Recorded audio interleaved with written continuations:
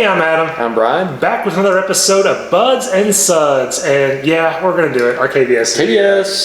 KBS 2016. This is the 12.9%, 70 IBUs. We got this a couple weeks ago. We both had a couple pours on tap. A few, yeah. And we both had it in the bottle already, but we're going to join the crowd and do our review as well. So this is their stout with chocolate and coffee cave aged for a year in bourbon barrels. This one is well in front in the hype train beers. I remember, so good little story last year. This is, I'm relatively new to craft beer. So last year I was working, Bryan was a little ahead of me, and he called me. He's like, man, there's this stuff at our local liquor store. It's called KBS. They're not going to have it long. You need to go get it. I'm like, I'll get there when I get there. He's like, no, you need to go now. And I'm like, they won't, what's the big deal? He's like, if you want it, you need to go now. I was like, well, that's fine. So I went on my supper break, there was 2-bottle limit. I was like, why is there a 2-bottle limit? This is weird. And why do they cost like $7 a bottle? But anyway, I had it. I loved it.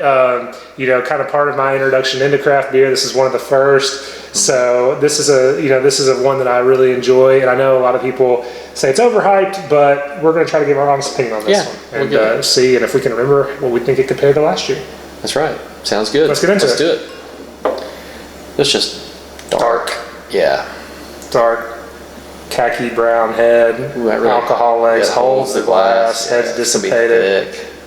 Let's get that nose. Ooh. I get peppery espresso. I don't remember getting that when I got it on tap, but it's warmed up, and I have to say, I'll just get off on a soapbox here.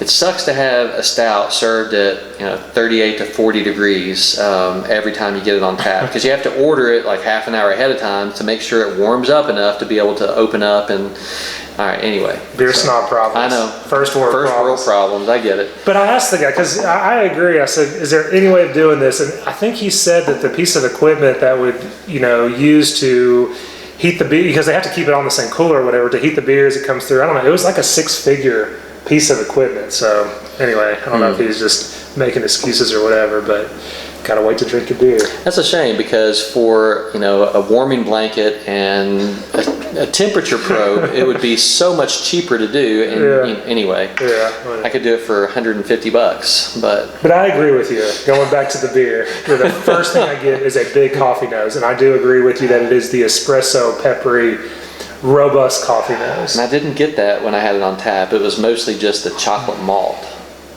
What about bourbon? It's aged in bourbon barrels. I get a little bit, but not much. No, I agree. It's there, but I agree. It's coffee is in the forefront. Yeah, the coffee is definitely there. Then some chocolate. Then maybe a hint of vanilla and booziness there. Yeah. But that definitely, at least on the aroma, takes a back seat to this big coffee. All right, let's do it. Cheers.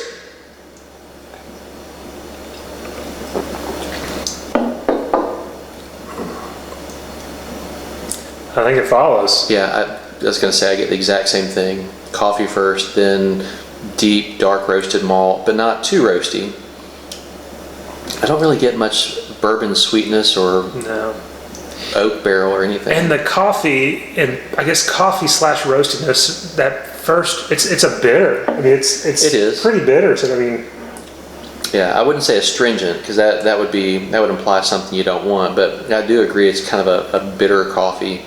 I wonder if that's, you said the IBUs were 70? 70. That's not big enough to cause that much bitterness. That has to be from the coffee then. Yeah, it's kind of it's just that big, like, bitter roastiness, bitter coffee. I mean, that jumps out at me as the predominant first flavor I get, first impression on this beer. Like you said, I think I had it too cool too. I don't remember it being, I think it's opened up. Yeah, it wasn't nearly that much coffee. For me, when I had it, the coffee was only when I let it warm up, but it was big, deep, dark chocolate, some mild roastiness. And I do get a little booziness, but would I call it bourbon? Not necessarily. Yeah, I would be hard pressed to say this was bourbon barrel aged. I don't get big vanilla. I don't get toasted coconut. I mean, I get, like I said, this booziness there on the back. maybe a little vanilla aroma. Yeah, maybe a Now that hint. the coffee's starting to go away.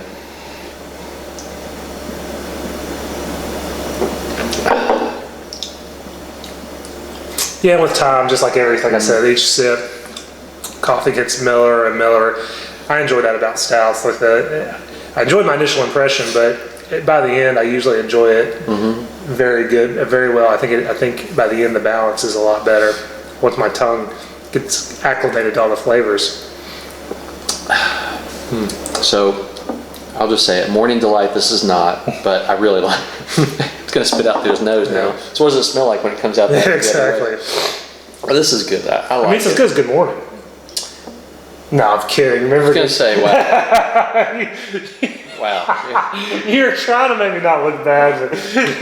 But What do I say about that? You're like, I don't know what I'm going to do. Cut, that's it. No, this does not stand up to that. And I think, I've thought a lot about this because I enjoyed this beer last year. I enjoyed this beer this year. But I think what happens when beers get on the hype train is that they just don't live up to the newest, biggest, best beer. That's true. And so this beer was hard to get. I mean, you had to, there was 1 bottle to 2 bottle limits. You had to go to different, depending on how many you wanted, different stores. Some stores had lines. Some stores, you couldn't get it until a certain time of day. For all this hype and all the hoopla, I would say, maybe this isn't the beer for that. Right. I mean, I don't think it's that big of a, it's not worth that much hassle. And I agree with that. And I don't think it is as good as a lot of barrel-aged breakfast stout, or not a lot, but the biggest breakfast stouts out there. That being said, I do enjoy this beer. I got 8 bottles of it this year. Some of them I actually traded and sold, but I still have 3 more left that I know they say not to sell her. I'm still going to do it just to see. Yeah. But I enjoy this beer. I've had it several times. I will continue to probably put up with the hassle unless it gets ridiculous to get this. $6 to $7 a bottle. That's my take on it. I enjoy this beer. Yeah, if this was released throughout the year, it would not be hyped at all like this. I think it's because it's released once a year and it has a name, people recognize. But if I were to spend time and money getting something, I would prefer to get something else. But there's not that many really good, solid coffee stouts that get widely distributed that I can think of. Yeah. Can you think of any that? No. We should have done research to write some down. But the Founder's Breakfast Stout is a great beer. No, that's pretty good. That's a great beer. That's a go-to you can get all the time. But when you're looking, this is better than that, though. Yeah, I agree. And if you're looking, but it's just I guess it's the hype is what we're talking about. Yeah. It's like, this is better than that, but is it that much better than that to be worthy of a once a year, 1 day release where it's just wait in lots of lines or just be a off. hassle. I mean, and they'll do keg releases throughout the year at different places. They will. And you can always go get a nice pour, and I usually do if it's convenient.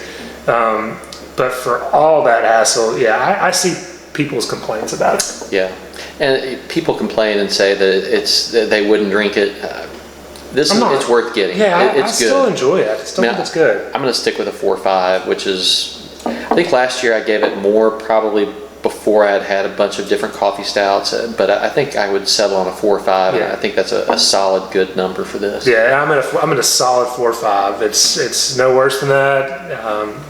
Depending on what kind of mood you're in, it may be a little better, but I'm going to give it a solid 4.5 as well. So as far as like the 1 day releases, to get this you have to go seek it out. But as far as the amount of time and effort you put into it versus what you get, the 2015 Bourbon County was well above this. Yeah. But I do have to say I like this better than the 2015. It's hard to remember what 15 was, but I like this better. So I don't know if it's just improving or if our tastes have changed, but I feel like I like it better. And one of the local restaurants, it's also a craft beer, nice craft beer store, they did last year, you just show up and get a ticket and got the 13, 14, 15 bottle of each. So we have that. So maybe one day, we're probably going to need some help with those ABVs. Yeah, we will. We may do 13, 14, Some 15, verticals. 16. Vertical. Yeah, that'd be awesome. Yeah. We'll do that sometime when it's just, more than just the two of us. Absolutely. But yeah, it's good. That's good. Anything else? No. As always, if you can't have the beer you love the beer you have. Thanks.